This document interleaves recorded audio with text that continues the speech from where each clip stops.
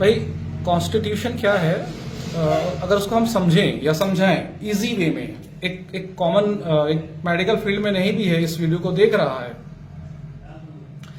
तो प्रकृति या टेम्परामेंट है ना, जिसको आयुर्वेद में हम लोग कहते हैं ना, प्रकृति, वात प्रकृति, पित्त प्रकृति, कफ प्रकृति, मतलब लोगों की प्रकृति, लोगों का टेम्परामेंट, उनका नेचर, उनका बिहेवियर के पैटर्न को हमने क्या कहा है, टेम्परामेंट कहा है।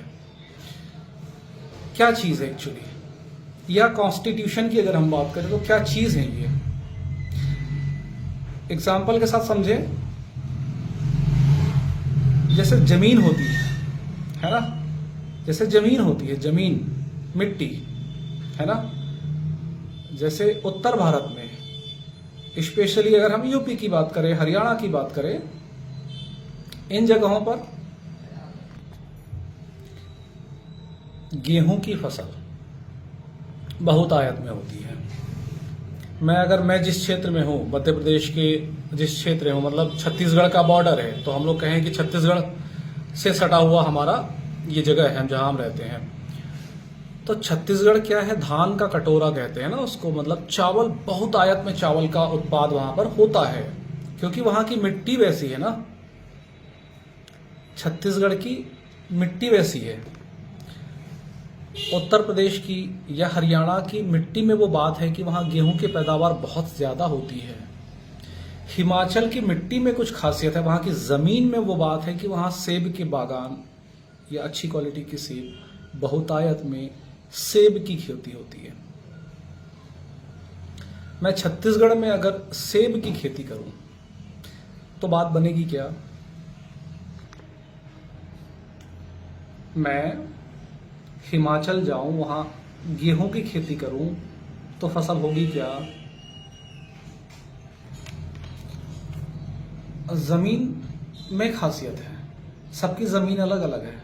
छत्तीसगढ़ धान का कटोरा है तो वहां की जलवायु, वहां की जमीन उसके लिए रिस्पॉन्सिबल है। हिमाचल में सेब की खेती बहुत अच्छी होती है तो वहां की जमीन में वो बात है, वहां की जमीन में वो खासियत है। ना तो मैं छत्तीसगढ़ में सफलतापूर्वक सेब की खेती कर सकता हूं, ना तो मैं हिमाचल जाकर गेहूं की खेती बहुत अच्छे से करूं तो मैं सफल होऊंगा, है ना। तो हमारा शरीर भी वैसे ही है। तो कॉन्स्टिट्यूशन क्या है, हमारी जमीन है, हमारी जमीन है। मेरी जमीन अलग है, मैं संगीन प्रधान हूं तो मेरी जमीन अलग है, एक लिम्फेटिक वाला होगा तो उसकी जमीन अलग होगी, है ना। ऐसे ही हमारा शरीर है।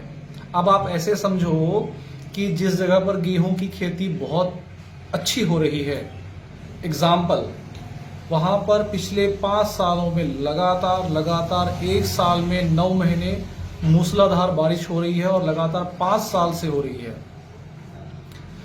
तो वो जो खेत है, वो जो जमीन है, दलदली हो गई है ना।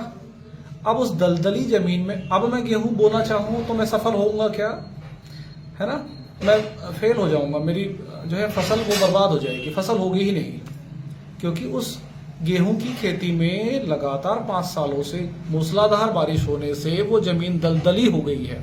ऐसे ही मेरा शरीर है, हमारा शरीर है, उसको आप कोरिलेट करें बॉडी के साथ में तो बीमारियां ऐसे ही हो रही हैं हमारे शरीर में। जैसे गेहूं का जो खेत है, उसके अनुकूल अगर वातावरण नहीं बना, बारिश उसके प्रतिकूल रही, विपरीत रही, तो क्या होगा, दलदली हो जाएगी जमीन। वहां कुछ क्या होंगे, अब खरपतवार निकल आए हैं वहां पर।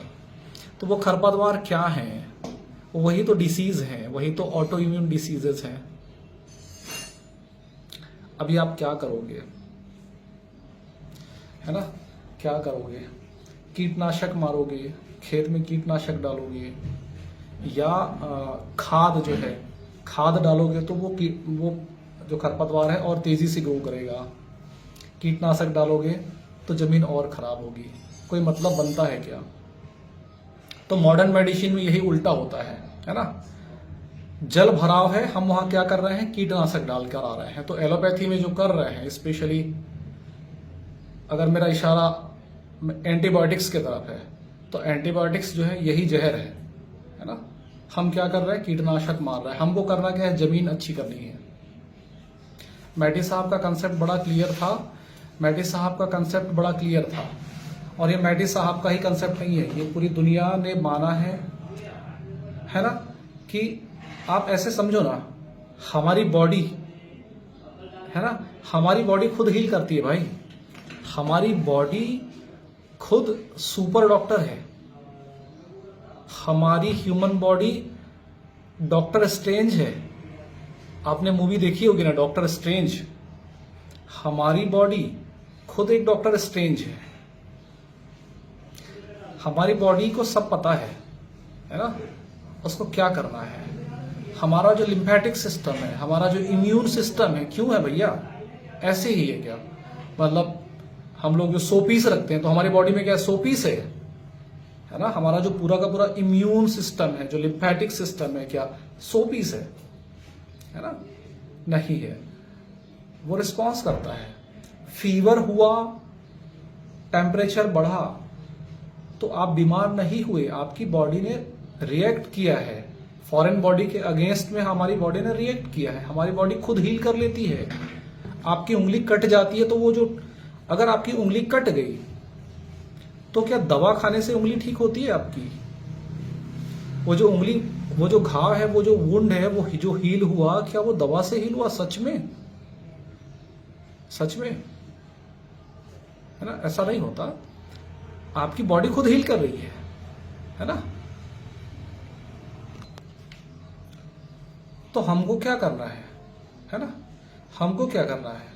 इलेक्ट्रोपैथी में आपने देखा है कि मैटी साहब ने कभी क्लेम किया है कि उन्होंने बताया है कि S2 है, ये तो यूरिनरी मतलब किडनी स्टोन की रेमेडी, किडनी स्टोन की मेडिसिन है। C17 ब्लैडर कैंसर की मेडिसिन है। C2 यूरिनरी ब्लैडर यूरेटर की मेडिसिन है, यूरेथ्रा की मेडिसिन है। यूरेथ्राइटिस हो जाए, चाहे सिस्टाइटिस हो जाए, उसकी मेडिसिन है। प्रोस्टाइटिस की मेडिसिन है। कभी इलेक्ट्रो होम्योपैथी में ये क्लेम हुआ, किसी भी लिटरेचर में ये क्लेम हुआ है कि S5 तो भैया स्किन की, सोराइसिस की, एक्जिमा की मेडिसिन है। हमारे पास मेडिसिन नहीं है, हम मेडिसिन करते ही नहीं, हम तो रेमेडी करते हैं। मैटी साहब का क्लियर था, मैटी साहब का क्लियर था कि भैया गोली खाने से ठीक नहीं होता, इंजेक्शन लगाने से ठीक नहीं होता कभी भी, है ना। अगर स्टोन हुआ है आपकी बॉडी में, अगर स्टोन रिटेन हुआ है आपके यूरिनरी सिस्टम में, कहीं पर स्टोन फॉर्मेशन हो गया, कैंसर हो गया, आपकी स्किन में कुछ कोई प्रॉब्लम हो गई, सोराइसिस हो गया, तो क्या मैं कहूं कि S1 जो है सोराइसिस की मेडिसिन है, S3 सोराइसिस की मेडिसिन है, C3 सोराइसिस की मेडिसिन है, L1 सोराइसिस की मेडिसिन है? मेडिसिन नहीं है भैया। हमारा शरीर उस सोराइसिस को खुद ही ठीक कर लेता है। आपकी कटी हुई उंगली जब हील हो जाती है ना, तो आप लीवर ट्रांसप्लांट देखते हैं ना, थोड़ा सा लीवर फिर वो पूरा हो जाता है। करना क्या है हमको? जो जमीन है ना, जमीन की रेमेडी करनी है ना। हमको जमीन की रेमेडी करनी है। रेमेडी मतलब उपाय करना है ना। उपचार बिल्कुल नहीं करना है। उपाय करोगे तो हमारी बॉडी खुद उपचार कर लेती है। वो है, सुपर डॉक्टर है, डॉक्टर स्ट्रेंज है ना। ऋषि मुनियों ने भी माना है इस बात को, है ना। शाश्वत है ये बात। हमारा शरीर खुद हील कर लेता है भाई। हमको तो रेमेडी करनी है।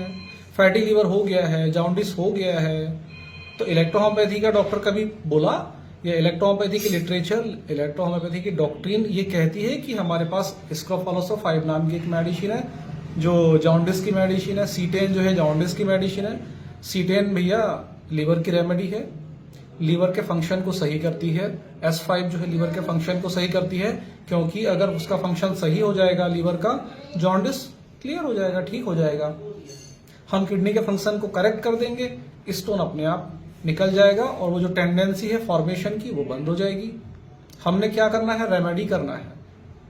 तो उस हिसाब से हमारे इलेक्ट्रोहोम्योपैथी में अलग अलग सिस्टम, अलग अलग ऑर्गन की क्या है? रेमेडी है। ऑर्गन की रेमेडी है, कार्डियोवास्कुलर सिस्टम की अपनी कुछ रेमेडीज हैं, मसल्स की अपनी कुछ रेमेडीज है, CNS की रेमेडीज है, ये हो गई बात। लेकिन इसके अलावा कॉन्स्टिट्यूशनल रेमेडीज है ना, कि अगर मैं सैंग्वीन हूं तो मुझे किस तरह की बीमारियां होने की संभावना ज्यादा रहती है, ज्यादा होंगी इन फ्यूचर। अगर ऐसा कुछ होगा तो उसका कॉन्स्टिट्यूशनल रेमेडी क्या होगी, है ना। तो उसकी भी हमको क्या करनी है, कॉन्स्टिट्यूशनल रेमेडी। जैसे गेहूं की जमीन है ना, गेहूं की जमीन है तो हम उसकी रेमेडी करेंगे ना भाई, कि वहां कीटनाशक डालेंगे, कि वहां पर हम डीएपी या यूरिया डालेंगे, नहीं डालेंगे, है ना। जो एलोपैथी कर रहा है, हम तो जमीन ठीक कर रहे हैं ना।